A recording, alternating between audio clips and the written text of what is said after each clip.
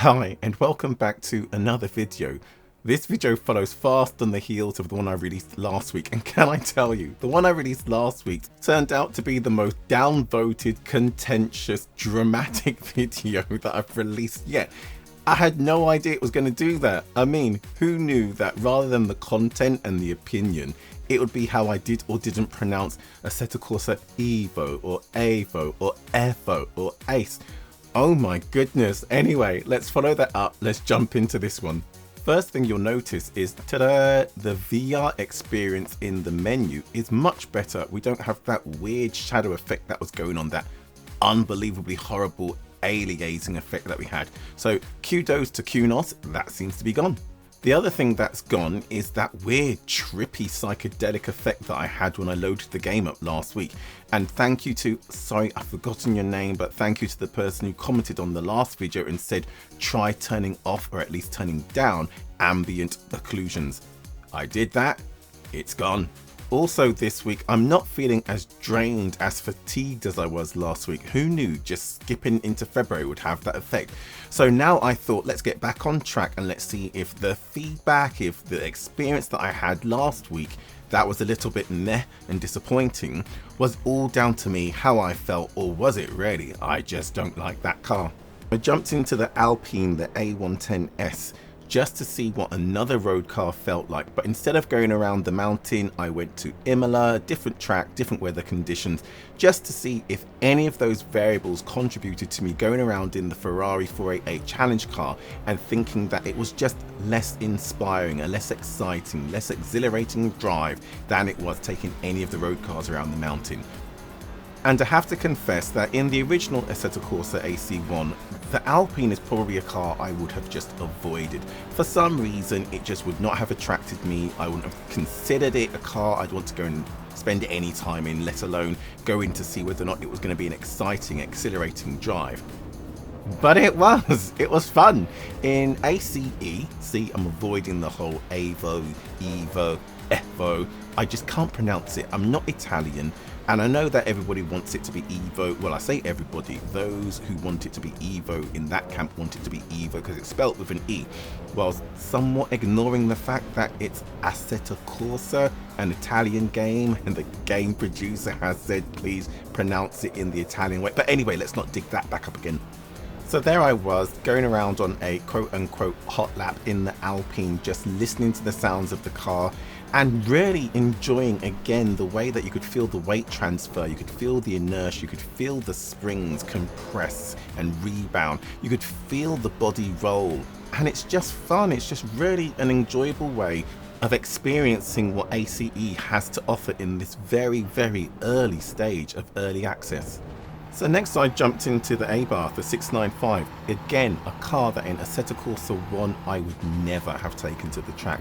I remember trying it when the game first came out and just thought, this just does nothing for me. And it's probably some elitist, snooty, snobby, condescending approach that I took to the car.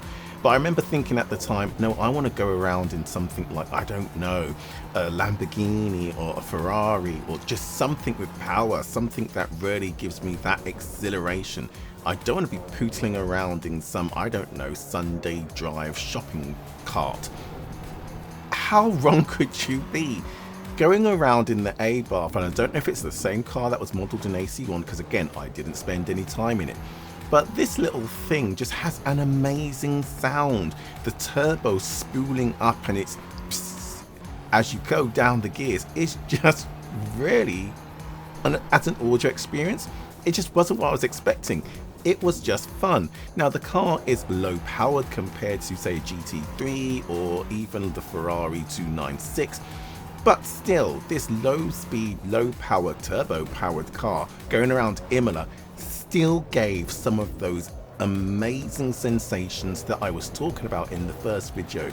All of that feedback about the suspension, the geometry as it compresses, rolls, the car as it goes into the braking zone, acceleration, that inertia feeling, that sense of weight transfer. Again, driving a road car around Imola, this road car that I never thought I'd spend seconds in, was just fun. And speaking of that 296, I jumped back into it again.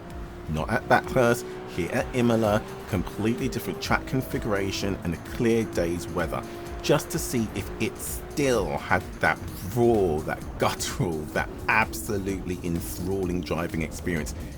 And it did.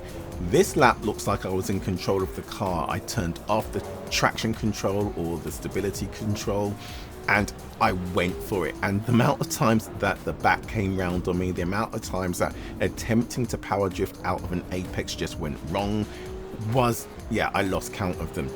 However, it again just reinforced to me that the driving experience was just something that gave you, it just made you smile, made me smile. What am I saying? I'm not talking about some third person, I'm talking about myself. It just made me smile.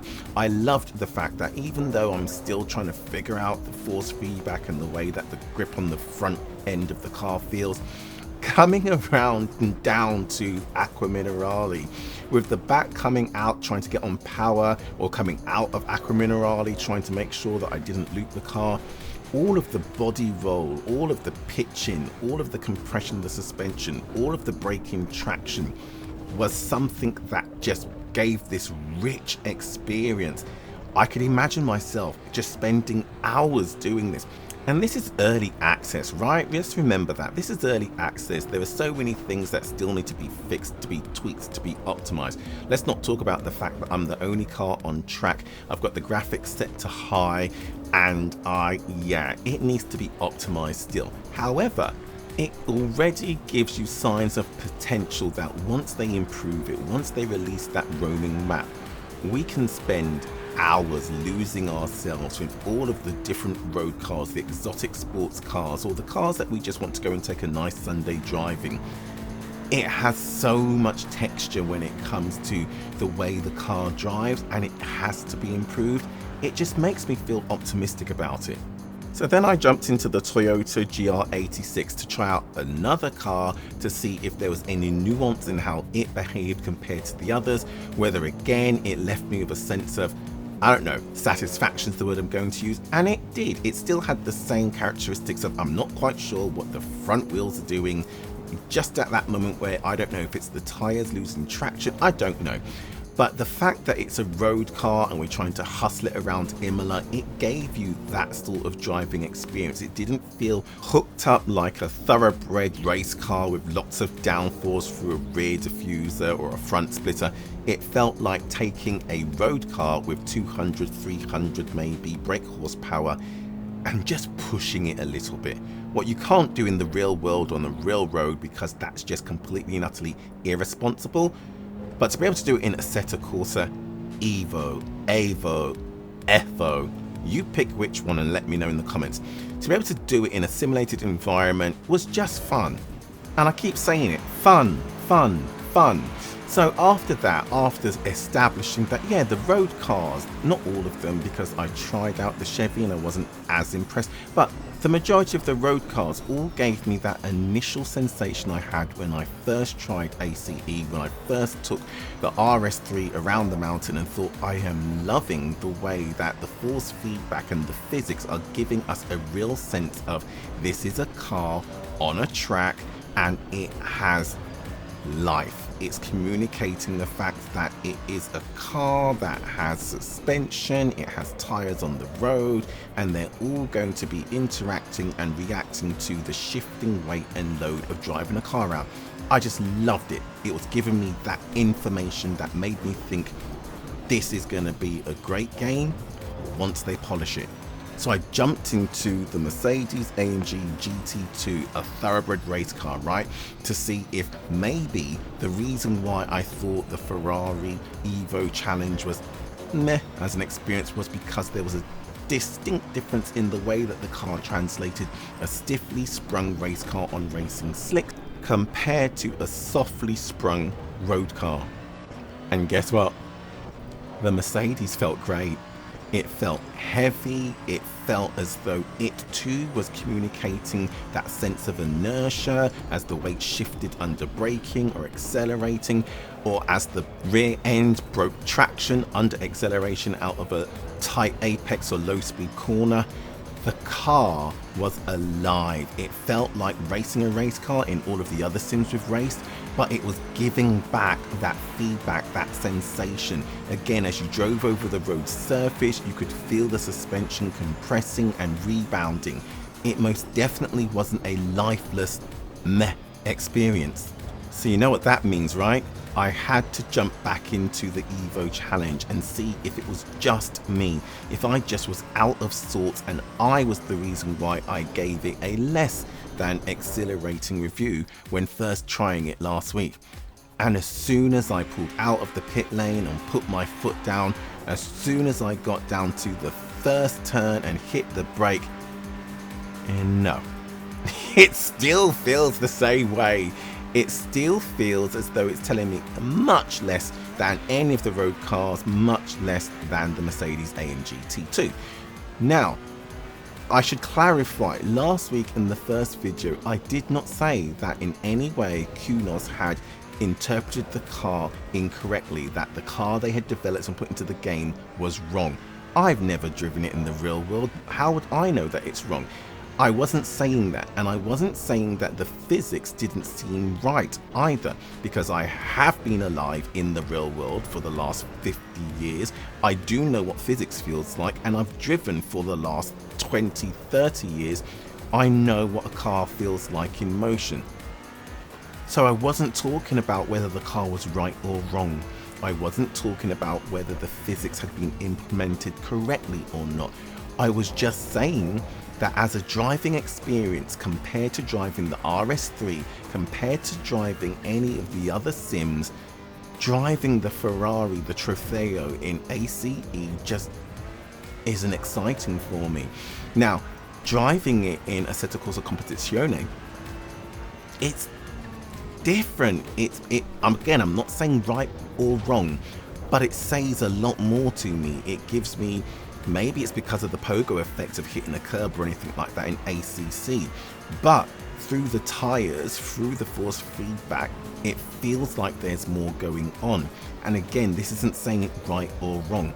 This is preference, and that's something that is really interesting to see, that in all of the comments on the video or comments across other videos or across other platforms on social media, it's become really interesting to see that when someone expresses an opinion about what they like or dislike, people correct them on their opinion.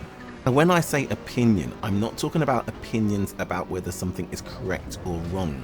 I'm talking about opinion about whether the experience they had was one they liked or didn't. So to put it into context, it's like someone telling me that bananas are amazing, that they taste great and they're the best fruit on the planet. Whereas for me, the thought of a banana, hell, the smell of a banana just makes me gag. Whereas me, I love avocados. I tell people avocados are one of the greatest fruits on the planet. I've got a friend who looks at me like I don't know, bumped my head, thinks that they're disgusting. It's personal preference. So when I'm saying that driving the Ferrari for me in ACE just feels a little bit lackluster, that may well mean that if I ever jumped into a Trofeo after having been around the track in a GT3 or an LM GT3, that I too might go, yeah, not as great or exhilarating an experience. It's like me driving a BMW or an Audi and jumping into someone's Mercedes and saying I prefer how the Audi or BMW drives, or I don't like the way that the Zafira drives and I'd rather be in a Volkswagen. It's just personal preference. So after all of that, after trying all of these other cars, after changing the weather, after going to a different circuit, I find myself in the position where, as the great meme says, I said what I said. Right now, for whatever reason, I just don't like the drive in the Ferrari challenge in the Trofeo. And it's accurate. It's just, I don't like it. Anyway, let me know your thoughts in the comments. Hit like, hit share, hit subscribe. Even if you completely disagree with me, comment away and maybe subscribe, so that over the next few weeks or months, as I put out more videos, you could just keep telling me how wrong I am, how you disagree, and how you love the XYZ, whatever my commentary is. I'll see you in the next one.